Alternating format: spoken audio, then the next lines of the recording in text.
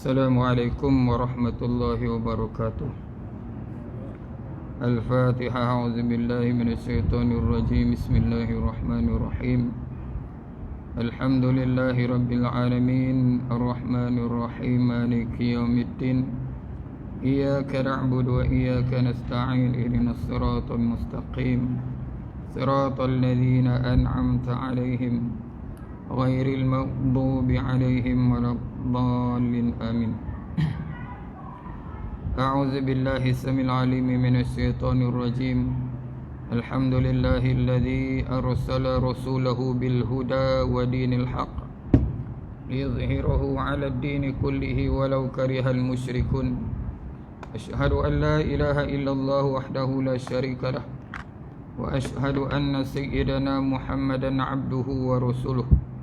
Allahumma salli wa sallim wa barik ala habibina wa syafi'ina wa zukhrina wa qudwatina wa imamina Muhammad wa ala alihi wa sahbihi ajma'in.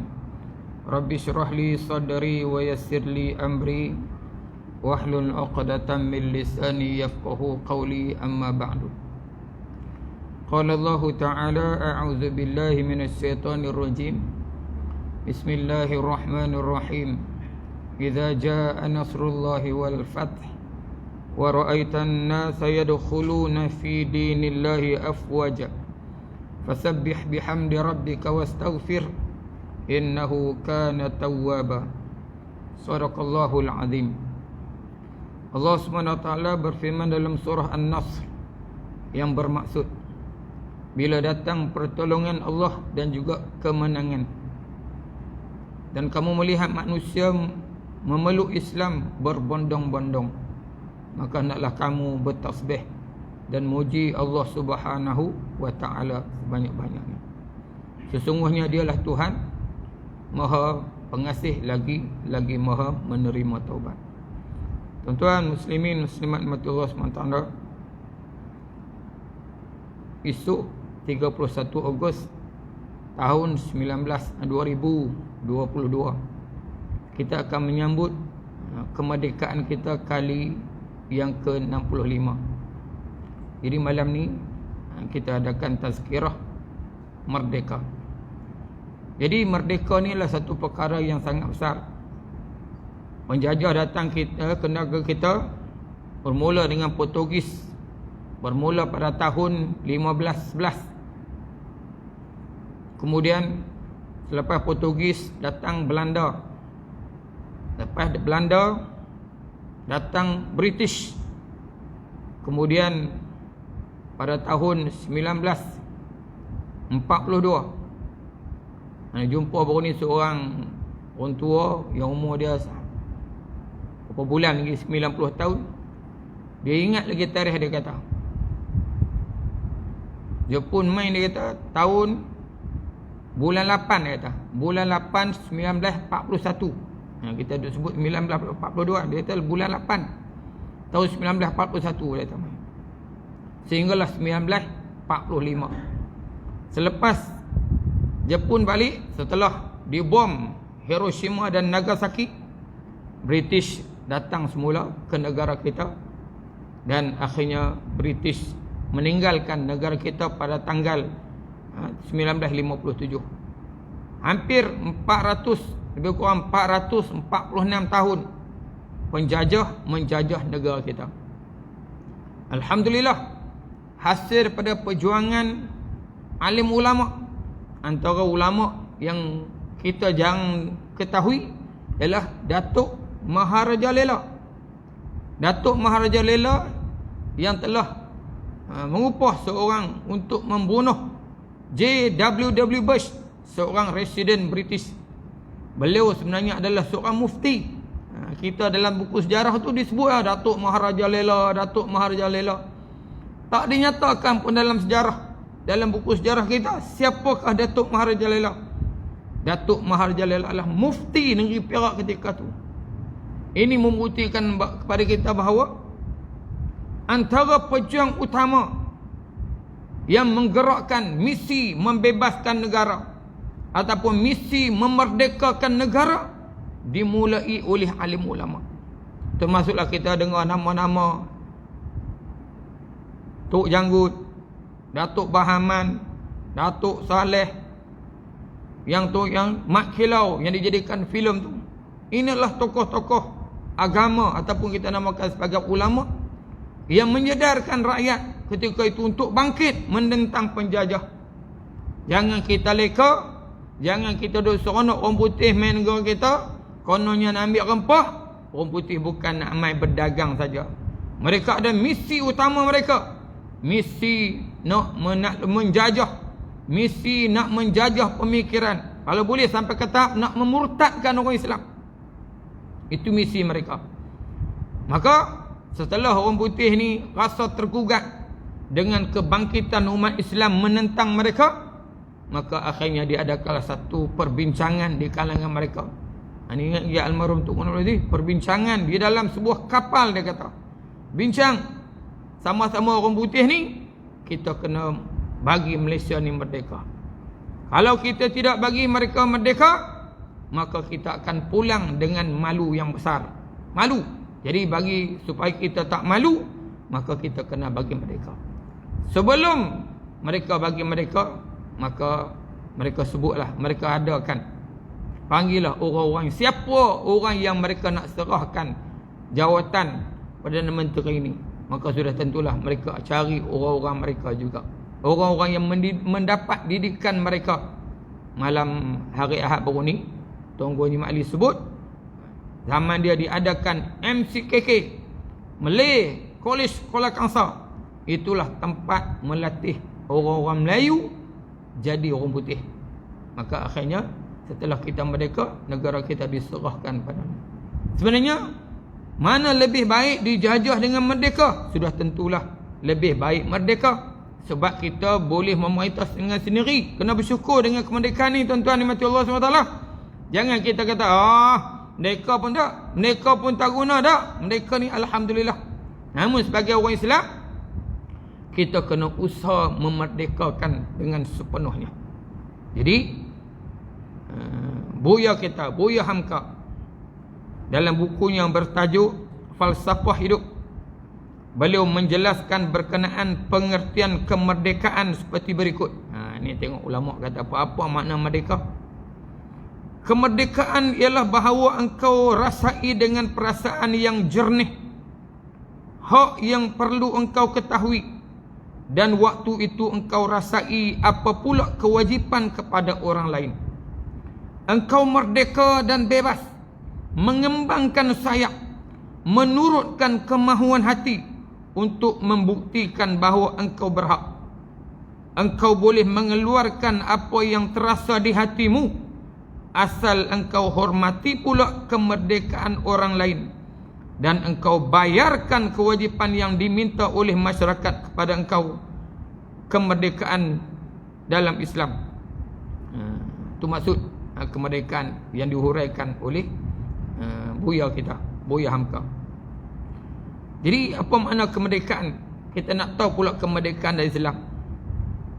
Banyak sejarah membuktikan bahawa pembukaan Islam ke serata pelosok tanah Arab dan Ajam. Ajam ni maksudnya kita ni Ajam lah. Arab ni Arabiyun, lain daripada Arab, dinamakan sebagai Ajam. Menyaksikan sebuah kelahiran semula dan kebebasan hidup sehingga sifat manusiawi diberi penghormatan tanpa sebarang bentuk penindasan dan kezaliman. Sebagai contoh pahlawan agung Salahuddin Al-Ayyubi. Salahuddin Al-Ayyubi ni seorang yang berbangsa Kurdish. Dia bangsa Kurdish. Mula Allah muliakan Arab. Arab ni asalnya tak ada apa-apa hina-dina. Tapi bila Arab menerima Islam, Arab mulia. Lahirlah pemimpin-pemimpin yang hebat, seperti sahabat yang empat, Sayyidina Abu Bakar, Sayyidina Umar, Sayyidina Uthman, Sayyidina Ali. Kemudian Arab ni ghalib balik. Kurdish menerima Islam dan berpegang teguh Islam, maka Allah muliakan Kurdish. Lahirnya Salahuddin Al-Ayyubi. Kemudian bila Turki pula berpegang teguh dengan Islam, maka Allah naikkan apa yang dinamakan sebagai Sultan Muhammad Al-Fatih. Dan kita kena ingat orang Melayu satu ketika, orang Melayu ni mempunyai pemimpin-pemimpin, raja-raja yang hebat. Sebab kita ada Kesultanan Melayu Melaka. Kesultanan Melayu Melaka ni sebenarnya adalah di bawah jajahan kerajaan Osmaniyah Turki juga. Maka sebab itulah sultan-sultan kita namanya sama sebagaimana nama-nama khilafah Osmaniyah Turki. Contohnya bekas sultan kita almarhum Al-Mu'tasim Billah Muhibbuddin Al-Sultan Abdul Halim Ibn Al-Marhum Sultan Badlisah. Tengok nama-nama sultan-sultan tu bubuh nama sebagaimana nama khalifah-khalifah Islam. Jadi Salahuddin Al-Ayyubi buat pertama kalinya menguasai Baitul Maqdis selepas dikalahkan oleh musuh Islam. Salahuddin membebaskan Baitul Maqdis. Siapa yang bebas pertama? Yang membebaskan pertama ialah Sayyidina Umar Al-Khattab radhiyallahu anhu. Kun jatuh balik tuan-tuan. Mai zaman Salahuddin Ayyub dia bayar. Selepas tu jatuh balik.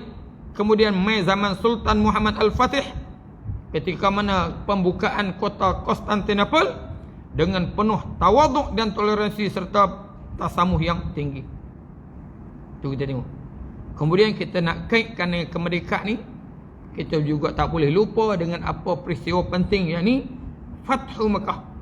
Fathu Mekah adalah satu contoh kemerdekaan dalam Islam. Nabi duduk di Mekah sehinggalah umur 40 tahun. Kemudian dilantik menjadi Nabi. Nabi berdakwah selama 13 tahun, gagal untuk nak menguasai Mekah. Pengikut Nabi lebih kurang 313 orang. Akhirnya turun perintah Allah SWT untuk berhijrah. Hijrah inilah merupakan perintah Allah SWT, bukan Nabi lari. Nabi bukan pelarian sebagaimana yang dikatakan oleh seorang yang kata dia tunggal gila. Nabi bukan pelarian. Nabi tinggalkan Mekah kerana perintah Allah SWT. Tahun pertama, kedua, ketiga, keempat, kelima, keenam, Nabi datang semula ke Mekah, tak boleh masuk.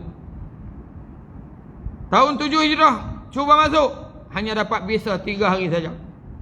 Tahun 8 Hijrah Nabi bersama dengan 10,000 orang tentera masuk menguasai Fathu Mekah. Jadi peristiwa bersejarah pembukaan kota Mekah ni dikenali sebagai Ummul Qura. Pembukaan kota Mekah berlaku pada bulan Ramadan. Lepas tu bila Ramadan selalu kita cerita tentang peristiwa besar Fathu Mekah. Dalam bulan Ramadan berlaku juga Badar Kubra. Perang Badar berlaku dalam bulan Ramadan. Nak tawan Mekah berlaku dalam bulan Ramadan. Hebat Ramadan ni. Kita orang Islam, orang Melayu ni bulan Ramadan apa? Kira nak lena. Kira nak lena. Kalau kat pejabat-pejabat kan nak dengar lagu. Siapa yang dengar lagu ni? Tak tahu, tak cemui. Biasa kalau tak bulan Ramadan boleh membawang. Jadi bulan Ramadan ni dia kata tak boleh membawang. Jadi cemui dengar lagu. Orang perang. Nabi berperang. Peristiwa besar Badar tu, perang Badar berlaku bulan Ramadan. Fathu Mekah lah berlaku pada bulan Ramadan tahun 8 Hijrah. Ini adalah merupakan ibu segala kemerdekaan. Bila kita sebut tentang mereka, jangan lupa tentang peristiwa Fathu Mekah, kerana itulah ibu kemerdekaan yang dilakukan oleh Rasulullah sallallahu alaihi wasallam dengan toleransi yang amat tinggi. Ingat, Nabi tawan kota Mekah bukan dengan kekerasan, tapi dengan penuh toleransi.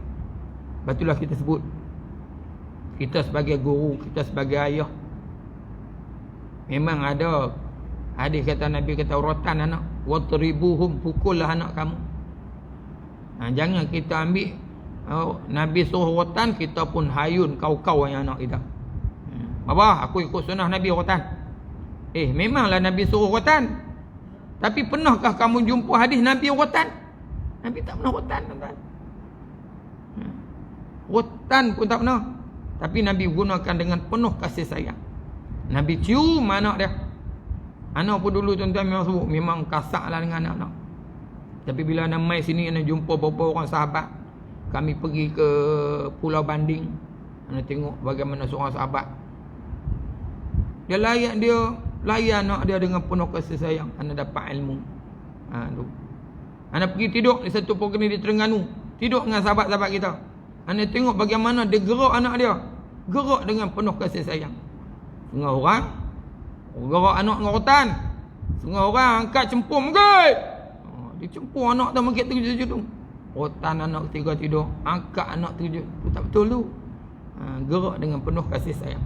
Nabi dengan anak dia dengan penuh kasih sayang, dengan isteri dengan penuh kasih sayang. Begitulah ketika Nabi nak tawan Fatu Mekah ni dengan penuh toleransi.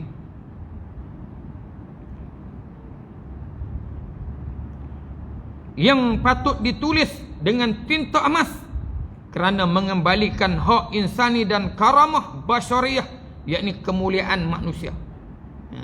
Karamah basyariyah, kemuliaan manusia. Dan manusia ni memang makhluk yang mulia. Ayat dalam surah Al-Isra, walaqad karramna bani Adam. Kami muliakan anak Adam. Hari ni tuan-tuan, bila berlaku peperangan apa jadi? Manusia dibunuh, dirogol, Allahu Rabbi. Itu sistem kafir.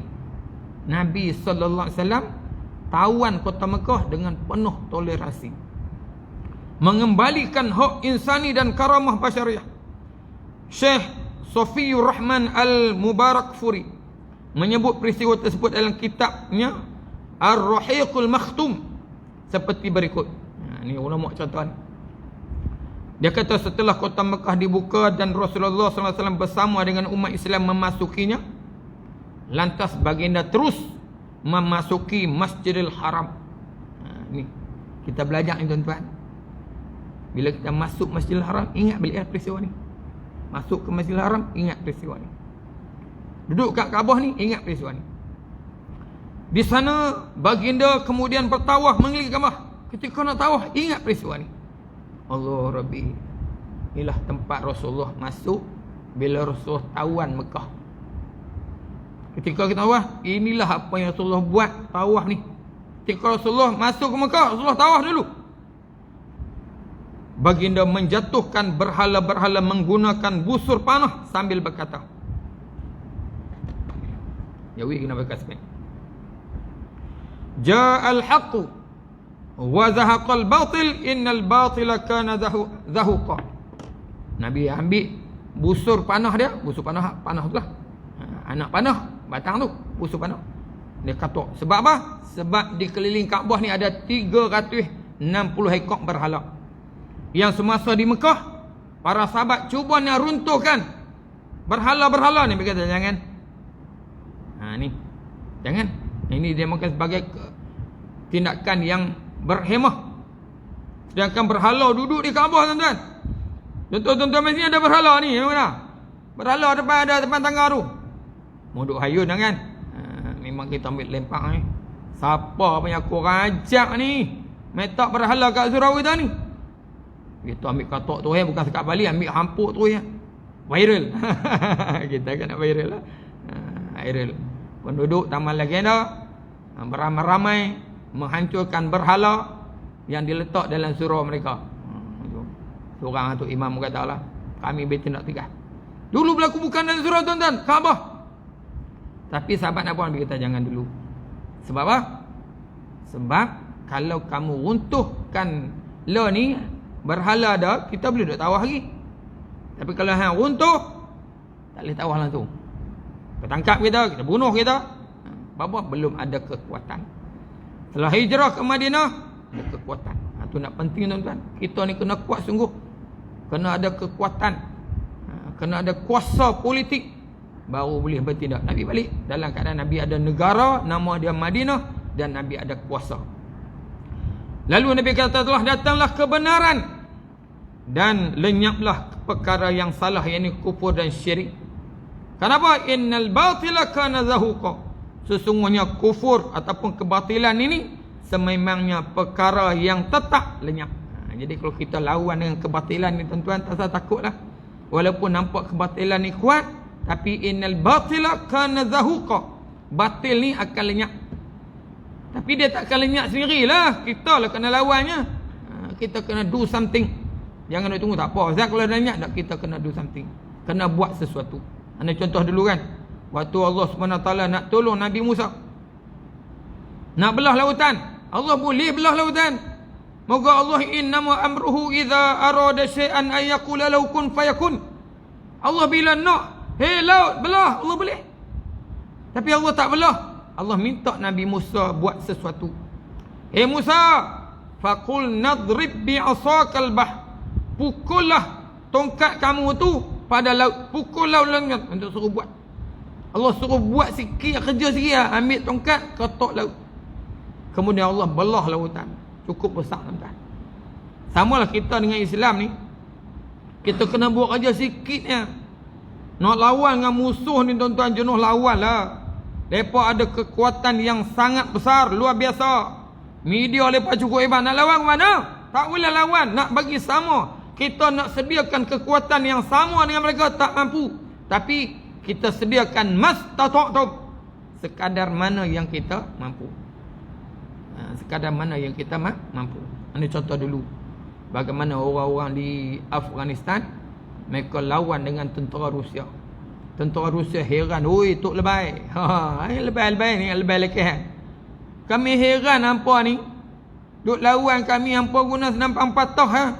Kami dengan machine gun, helikopter Apache, semua dah. Kereta kebal canggih-canggih. Hampa boleh lawan, hampa boleh menang apa sebab? Dia kata, oi menatang kapiak. Dia nak tambah. Tuan, kami waktu ada senapang, kami guna senapang. Tapi waktu tak ada senapang, kami guna anak batu. Kami balik dengan batu. Tapi dengan izin Allah, meletup kereta kebal. Dia kata, cuba hang balik. Ambil batu ni, hang balik kereta kebal. Kalau tak meletup, tembak hang. Orang ni pun tu ambil batu, baca qul Allah lah, orang kampung nak baca apa kan. Kalau ulama baca lah ayat sedap-sedap kan. Baca qul Allah gitu-gitu lah. Bismillah ya Allah akbar, balik meletup terus tuan-tuan. Ini kerja Allah SWT. Tapi kena balik dulu lah. Kena balik dulu. Itulah kerja kita. Kerja kita dengan Islam mesti buat sesuatu. Sama kita kuliah. Kuliah ni tuan-tuan, kita jangan duduk tunggu bagi orang penuh masjid sampai nak beralih tak boleh, baru nak buat ceramah dah. Buat ceramah. Buatlah ceramah. Walaupun seorang. Anak pernah duduk di Dabung tuan-tuan, anak pergi kuliah. Di Dabung nak pergi kuliah tu naik tuan-tuan, naik van. Van buruk lah, van for ekonomen. Masuk ke dalam ladang sawit tuan-tuan. Kalau musim hujan ni tuan-tuan, 2-3 kali naik tuan-tuan bukit, jalan licin. Mana ada 4 wheel drive. Mutak turun ni. Sampai dah sampai tuan-tuan surau. Tok Imam seorang. Tok Imam seorang. Anak 3 orang. Ceramah pam. Tok Imam saya terlena tu. Seorang. Tapi Dabung lagi tuan-tuan. Alhamdulillah. Firman Allah Ta'ala dalam surah Al-Hajj juga, qul ja'al haqqu wa ma yubdi'ul batil wa ma yu'id. Katakanlah lagi, telah datang kebenaran Al-Quran yang memberi segala kebaikan, dan perkara yang salah tidak memberi sebarang kebaikan di dunia. Usahakan hendak mengulanginya di akhirat. Subhanallah. Jadi tuan-tuan, kalau orang duk sokong kebatilan, duk sokong puak-puak sesat, ni Allah ba'an. Hak batil ni, hak puak-puak sesat ni takkan memberi sebarang kebaikan di dunia. Usahakan hendak mengulanginya di akhirat. Di dunia pun tak boleh bagi kebaikan. Akhirat bagi tak ada. Pada masa yang sama, berhala-berhala pun jatuh dan tumbang hancur berkecai. Selepas menyempurnakan tawaf, baginda lalu memasuki Kaabah. Baginda mendapati di dalamnya gambar-gambar serta ukiran kayu seekor burung merpati. Lalu baginda sallallahu alaihi wasallam memecahkannya. Manakala gambar-gambar di dalam Kaabah diperintahkan supaya dipadamkan. Memang dalam kadini itu lukis macam-macam lah. Supaya kita masuk dalam gua, kita saja lukis. Kaabah pun lukis juga. Sebab itu baginda sallallahu alaihi wasallam menutup pintu Kaabah dalam keadaan baginda masih di dalam Kaabah bersama dengan Usamah bin Zaid. Siapa Usamah? Cucu angkat Nabi kita sallallahu alaihi wasallam. Dan Bilal bin Rabah radhiyallahu anhuma. Di situ baginda berdiri dengan membelakangkan pintu Kaabah dan bersembahyang. Nabi sembahyang Kaabah. Kita tak boleh lah, kita sembahyang luar Kaabah. Kaabah lah ni tuan nak pegang tak boleh. Dia pegang keliling dah. Boleh duduk, boleh pegang pagar dia pun seronok dah. Hal setengah orang tuan-tuan tengok daripada jauh-jauh. Hal setengah tak boleh tengok langsung. Kita dah. Nabi SAW boleh sembahyang. Di situ baginda berdiri dan melekam pintu Kaabah dan bersembahyang. Setelah itu baginda berjalan-jalan di dalamnya, bertakbir di setiap penjurunya dan menyebut kalimah tauhid. Kemudian barulah baginda membuka pintu Kaabah. Pada masa itu puak-puak Quraisy penuh duduk tunggu di luar secara bersaf sambil menunggu apa yang hendak dilakukan oleh Rasulullah sallallahu alaihi wasallam. Lalu Rasulullah sallallahu alaihi wasallam keluar sambil memegang pintu Kaabah. Rasulullah pun bersabda, La ilaha illallah wahdahu la syarikalah, sadaqa wa'dah, wa nasara 'abdah, wa hazamal ahzaba wahdah. Subhanallah. La ilaha illallah, tidak ada Tuhan yang layak disembah melainkan Allah. Wahdah, Allah sendirian. Allah tak ada ramai, sendiri. Allah Esa, Maha Esa, seorang-seorang. Allah bahasa kita lah, Allah ni seorang-seorang. La syarikalah, tidak ada sekutu baginya. Sadaqa wa'dah, benarlah janji Allah.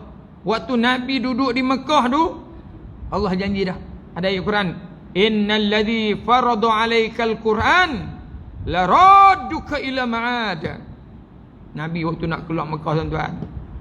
Tuan-tuan kena pindah, tuan-tuan mungkin daripada Baling kan, daripada Baling. Tapi tuan-tuan boleh berulang balik. Anak dulu tuan-tuan daripada Kuala Kangsar, daripada rumah, daripada Lok Stang, nak posting di Kuala Kangsar. Waktu tu tuan-tuan, kereta pun tak ada, dah motor kan. Gaji pun tak dapat. Terpaksa tinggalkan anak dia si, tuan-tuan boleh tengok ayat mata. Anak sulung. Sedih lah Allah tuan-tuan. Perlu anak. Minta maaf lah. Abah susah lagi. Patutnya kena bawa mak anak pergi sekali lah kita nak ajar ni. Terpaksa pergi seorang-seorang. Sedih. Duduk 2 tahun boleh bawa, duduk 3 bulan, lepas 3 bulan boleh bawa keluarga seronok. Seronok pula seronok tuan-tuan. Dan 2 tahun kena tukar pula pergi dabung tuan-tuan. Sedih pula nak tinggal dabung, nak tinggal Kuala Kangsar tuan-tuan. Tanam keliling pokok pisang nak keluar bunga dah, nak keluar jantung dah. Ayam penuh. Balik sekolah main ayam dulu. Duduk di dabung tuan-tuan 3 tahun 8 bulan. Tanam pokok muatan nak sekolah, keluar buah dah hijau satu. Kena tukang. Sedih. Nak contoh sedih tu. Nabi SAW pun sedih. Sedih nak tinggalkan tanah tumpahnya darahku. Nabi genggam tanah. Wahai Mekah, aku sayangkan kau. Kalaulah tidak kerana pendudukmu mengusirku, nescaya aku tidak akan tinggalkan. Turun ayat. Innal ladzi farada 'alaikal Quran la radduka ila ma'ad. Hey Muhammad, sesungguhnya Tuhan yang turunkan Quran ni kan, kerana aku bagi Quran ni lah yang terpaksa tinggalkan Mekah. Tuhan ni lah akan kembalikan kau. Sadaqa wa'dah, benarlah janji Allah. Allah akan kembali kau. Hari ni aku kembali dah. Wa nasara 'abdah, Allah tolong hamba dia. Tolong mana? Boleh masuk ke Mekah semula dengan penuh kemegahan. Wa hazamal ahzaba wahdah, Allah boleh kalahkan tentera azab sendiri saja.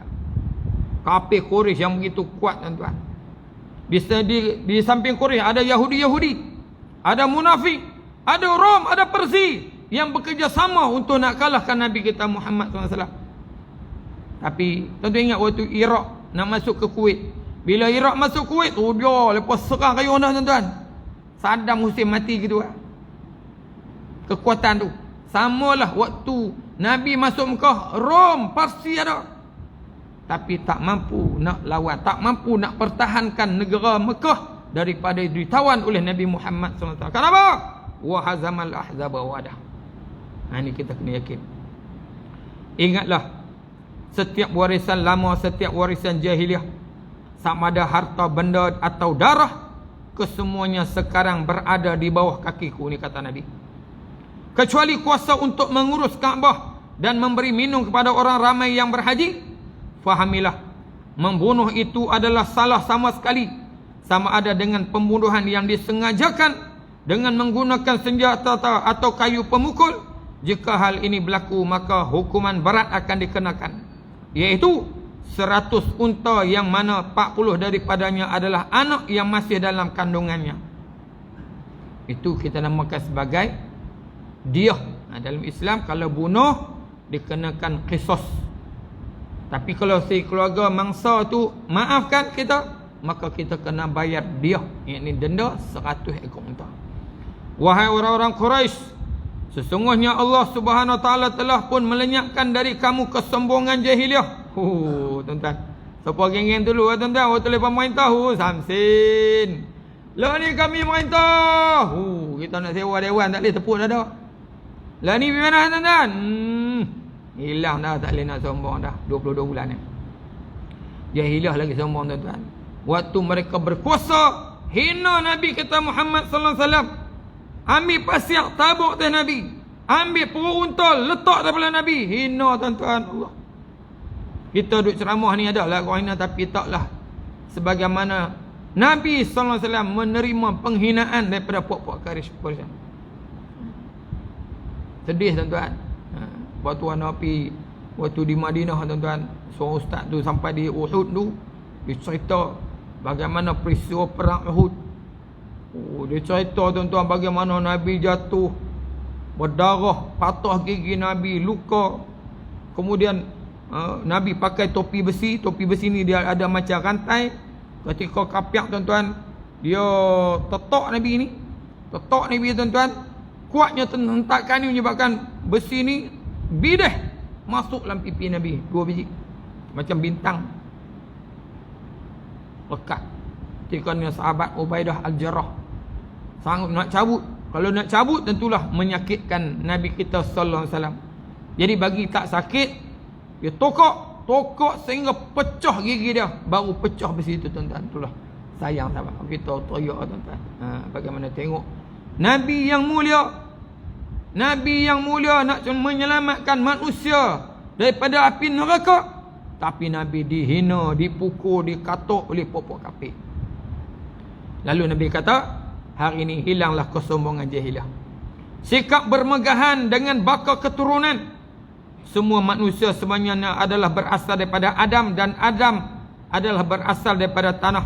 Kemudian Nabi sallallahu alaihi wasallam membaca ayat Quran, A'udzubillahi minasyaitonirrajim. Ya ayuhan nas, inna khalaqnakum min zakarin wa unsa wa ja'alnakum syu'uban wa qabaila lita'arafu inna akramakum 'indallahi akramakum 'indallahi atqakum innallaha 'alimun khabir. Hei manusia, sesungguhnya Allah menjadikan kamu lelaki dan perempuan, dan kami jadikan kamu berbangsa-bangsa dan berpuak-puak. Hampa tak suruh bangga dengan arak hamba tu. Kami jadikan, Allah yang jadikan berbangsa-bangsa dan berpuak-puak ni. Untuk apa? Untuk kamu saling kenal mengenali di antara kamu. Sesungguhnya orang yang paling mulia bukan Arab, bukan Melayu, tapi orang yang paling mulia adalah orang yang paling takwa. Sesungguhnya Allah Maha mengetahui, lagi Maha mendalam pengetahuannya akan keadaan dan amalan kamu. Itu surah Al-Hujurat ayat 13. Kemudian Nabi sallallahu alaihi wasallam meneruskan sabdanya, ya ma'syaral Quraisy, ma turawna anni fa'ilun fikum? Qalu khaira, akhun karim wa ibnu akhin karim. Qala fa inni aqulu lakum kama qala Yusuf li ikhwatihi, la tasriba alaikumul yawm, izhabu fa antumut tulaqa. Nabi kata dekat puak-puak Quraisy, hei puak-puak Quraisy, tahukah kamu, Nabi dulu diusir tuan-tuan. Diusir, dihina, dimaki, hampir nak dibunuh. Kalau kita tuan-tuan, orang hambat kita, orang kata kita tuan-tuan, kita pun balik. Waktu kita susah, anak ni anak yatim tuan-tuan. Tahu orang kampung kata apa? Bangsa anak tak ada pak. Ingat bela tuan-tuan. Bangsa anak tak ada pak. Tapi hari ini alhamdulillah Allah bagi kami 5 beradik. Alhamdulillah lah. Orang kata anak apa tu? Kaitam tak ada tuan-tuan. Kaitam tak ada. Dulu hantar kami tak ada apa, anak tak ada apa kan. Kami alhamdulillah Allah bagi hak tak ada apa ni jaya belaka. Kaitam tak ada. Nah, kalau kita tuan-tuan balik, orang usir kita sudah tentu lah kita jengkai muka bahasa kita. Kita jengkai, tapi Nabi kita sama kita. Wahai Quraisy, apa yang kamu fikir aku akan lakukan terhadap kamu semua? Mereka menjawab, tentulah baik, kerana engkau adalah saudara yang mulia, anak pada saudara yang mulia. Maka Rasulullah pun bersabda, sesungguhnya aku akan katakan pada kamu sebagaimana dikatakan oleh Nabi Yusuf pada saudaranya. Nabi Yusuf pun tuan-tuan orang yang baik juga. Nabi Yusuf ni, dia 2 orang, dia dengan Bunyamin. Abang-abang dia tuan-tuan ada 8 orang. Abang dia tuan-tuan punya khianat ni, ambil Nabi Yusuf, tauk dalam telaga. Tu dia tuan-tuan, tauk dalam telaga. Sehingga cerita panjang tuan-tuan, akhirnya Nabi Yusuf ni dijumpa, masuk penjara dia sebagai macam-macam lah kesan daripada tu penjara dia, terpisah dengan ayah dia, kemudian dipenjarakan tuan-tuan bertahun-tahun. Kemudian akhirnya barulah dia jadi raja. Abang dia ni mai tuan-tuan, mai, waktu dia mai tu, dia kata, hangpa balik mai, bawa seorang saudara kami lagi. So ni Nabi Yusuf cuba buat trik supaya letak gantang raja dalam beg adik dia. Itu sebagai strategi Nabi Yusuf untuk nak ambil adik dia tu. Bila jumpa, tahu abang dia kata apa? Tuan, kalau dia curi ni, biasalah moga abang dia pun curi juga. Tengok, tu abang dia pun duduklah kena dia tolong, mai kata sindir lagi. Tapi bila Nabi Yusuf lepas mai, apa Nabi Yusuf kata? Pada hari ini tidak akan ditempelak atau disalahkan kerana perbuatan kamu yang telah terlanjur tu. Subhanallah. Mulia kita tuan-tuan. Kita ni tuan-tuan, kalau orang buat khianat kat kita, tapi kita boleh maafkan mereka, itu cukup. Ini yang dilakukan oleh Nabi kita Muhammad sallallahu alaihi wasallam. Ayuh, Nabi kata, beredarlah, kamu semua bebas. Ini kalau Nabi boleh, Nabi bunuh. Boleh Nabi bunuh, boleh. Tapi Nabi tak bunuh. Bila Nabi tak bunuh, apa jadi? Mereka ni balik kagum, hebat Muhammad. Kita dulu buat macam-macam kat dia, tapi bila dia kuasa, dia berkata, wa ra'aitan nas yadkhuluna fi dinillahi afwaja. Ramai masuk Islam. Islam makin kuat. Inilah tuan-tuan kita hari ni. Kita pun dengan kawan kita tuan-tuan, apa dia tak buat tuan-tuan, khianat, tapi kita terus menghulurkan salam perpaduan. Hari ni duk sombong ni, tak? Kami nak kawan juga. Hebat. Hampa katalah apa pun, hampa tak mau kawan, kami nak kawan juga. Ni, kita tetap menghulurkan salam perpaduan. Jadi tanggungjawab kita dalam mempertahankan negara. Hari ini alhamdulillah tuan-tuan, kita dah merdeka, maka menjadi kewajipan kita untuk mempertahankan kemerdekaan ini bersama dengan rakyat. Sebagai contoh, Piagam Madinah yang diasaskan oleh baginda Rasulullah SAW telah menyebut semua rakyat jelata hendaklah sama-sama mempertahankan kota Mekah. Ana dulu ada satu sekolah tuan-tuan, bila menyanyi Jalu Gemilang, wah jarakah, kita duduk depan ni, ustaz ni dengan serban goyang bendera ni, semangat tuan-tuan. Woi, goyanglah bendera. Baru nak goyang. Lah ni nak duduk sekolah ni baru tuan-tuan bagus. Bila menyanyi Jalu Gemilang, semangat. Tak apa, kita lagu patriotik ni tak apa tuan-tuan. Lagu negara aku, anda ingat waktu duduk di Kuala Kangsar kita buat program tamrin dan surau. Nyanyi lagu negara aku, Tok Guru anak, Tok Rahmat Zahid, Ustaz Zahid, dia pun menyanyi lagu patriotik, tak apa. Jadi semangat.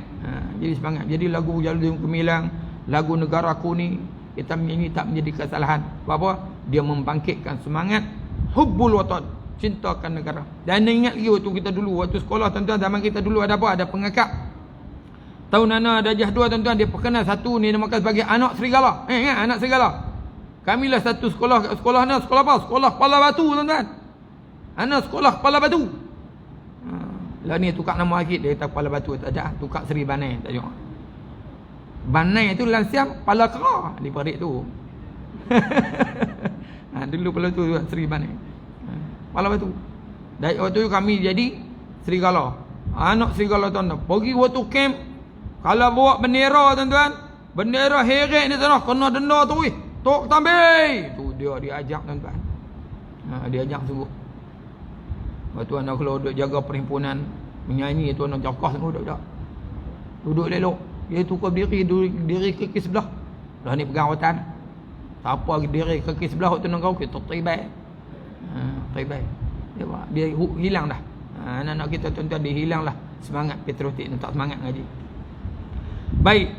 Jadi di samping itu membina negara ke arah yang cemerlang dari semua aspek agar kita sentiasa bersama dengan negara maju dan moden serta tidak ketinggalan dalam pelbagai bentuk pembangunan.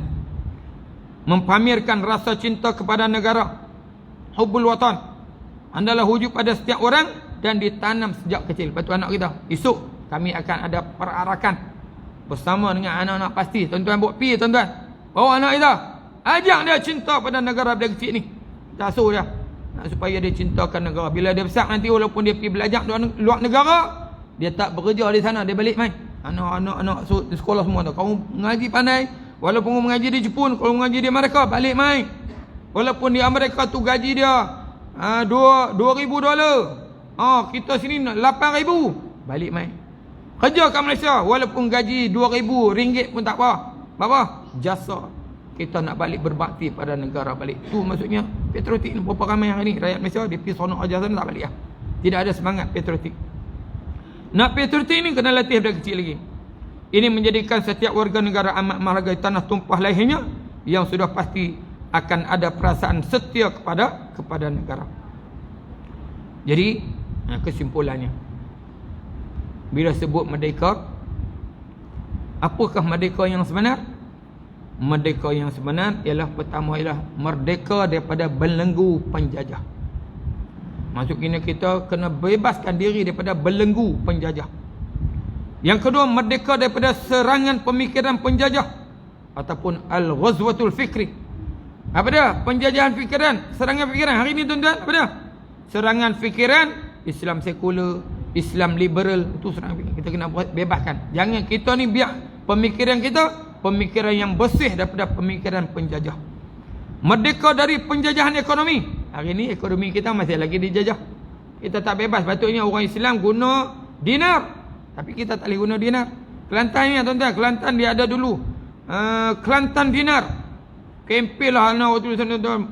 Kempen tu guna dinar, tapi sayangnya tak boleh guna dinar tuan-tuan. Apa? Bercanggah dengan perlembagaan, hanya boleh simpan saja.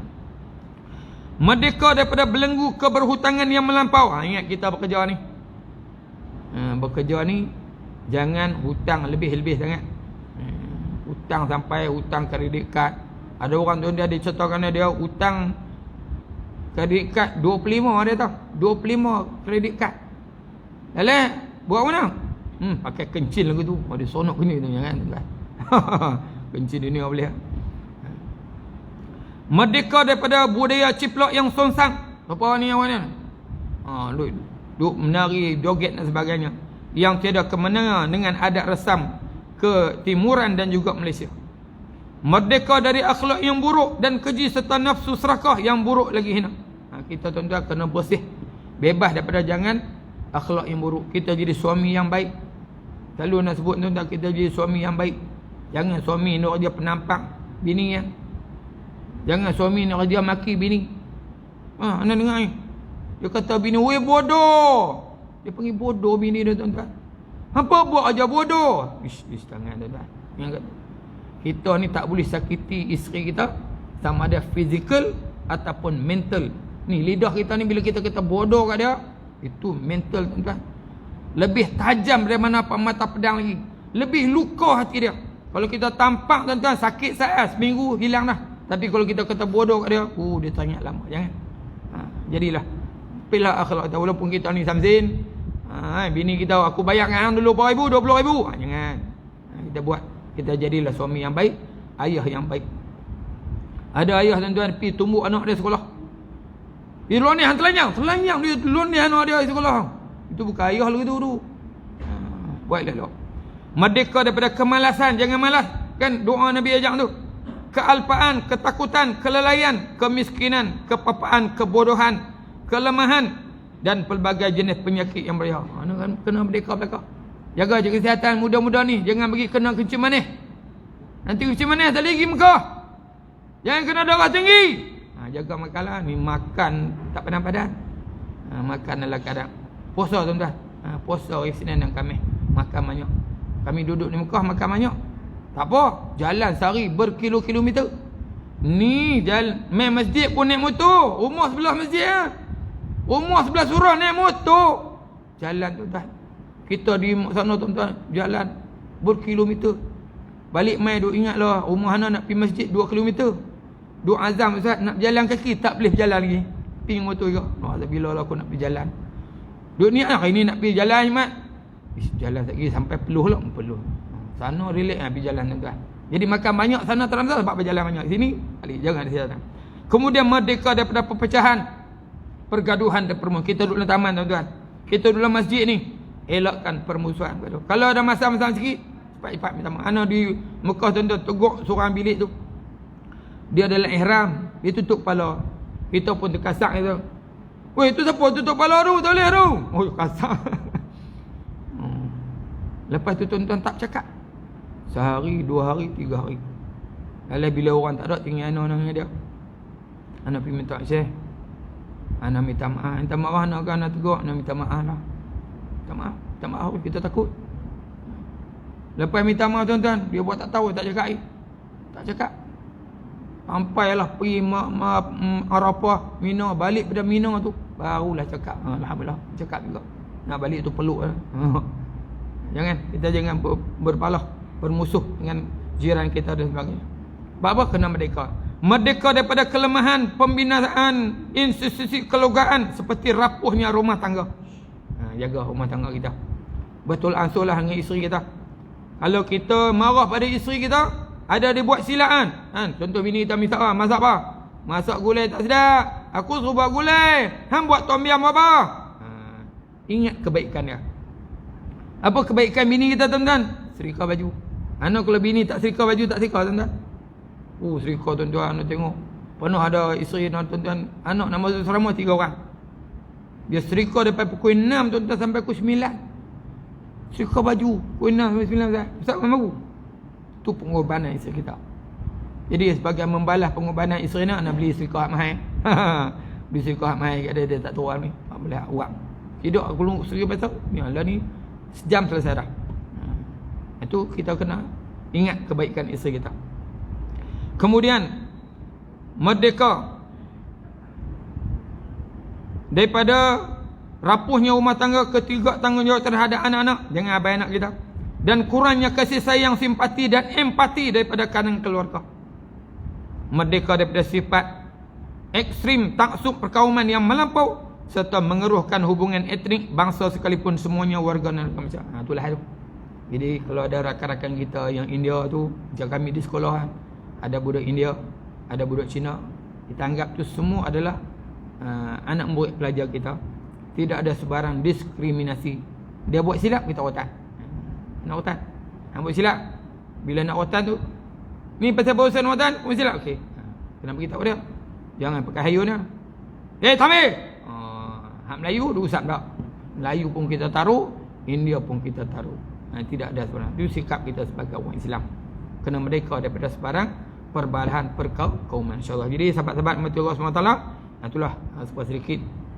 Semoga dengan tazkirah kemerdekaan ini bagi semangat kita untuk terus mempertahankan kemerdekaan tanah air kita, dan kita cuba usaha lagi supaya kita ni mendapat kemerdekaan yang sebenar.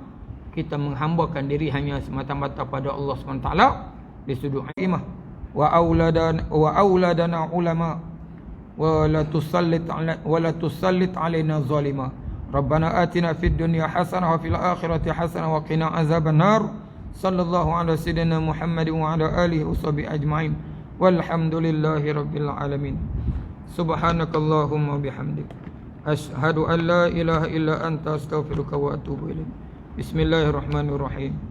Wal 'asri innal insana lafi khusr illa alladhina amanu wa 'amilus solihat wa tawassaw bil haqqi wa tawassaw bis sabr. Shadaqallahul 'azim. Surah tak ada tapi ceramah merdeka semangat. Apa surah tak ada apa.